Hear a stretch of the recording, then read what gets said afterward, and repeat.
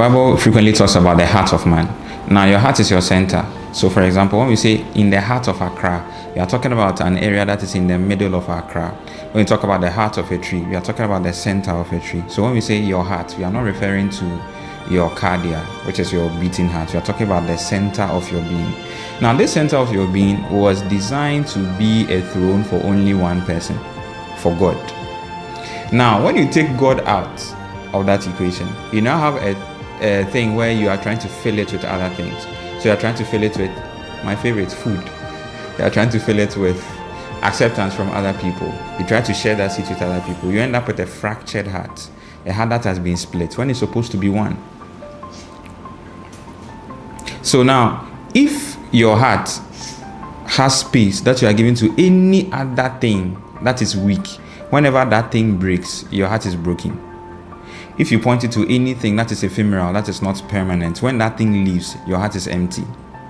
When you leave it to anything that is multiple, so for example, oh, what if we are able to do this? Can we do this tomorrow? Can we do this yesterday? And you let your heart follow those things. Those things will just pull you in multiple places. So that is when you have the situation where you are sitting down and then you are having multiple conversations in your mind, and you are imagining various bad scenarios, and you are fully emotionally playing all of those ones out. And so if you're an overthinker, you find out that it's very tiring. You wake up in the morning, you're already tired because your heart has already run marathons for things that is not supposed to be running. You're not able to even focus on the work that you're supposed to do. You are just left mute and paralyzed to do anything. You're just overwhelmed. Your heart was designed to have only one seat and one person sitting on that seat, and that is God.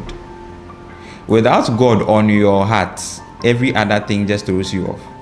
So once again, there needs to be a recentering where you keep enthroning God on your heart.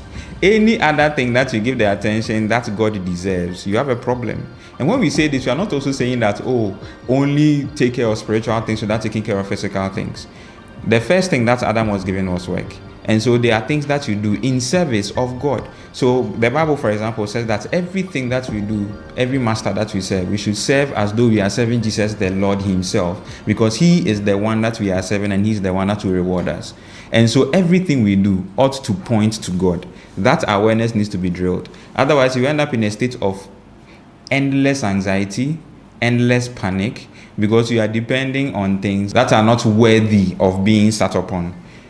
If you put your weight on something that is too weak, it will break and hurt you. And God is the only one that can handle the entire weight of your existence. And so you should put your weight on him.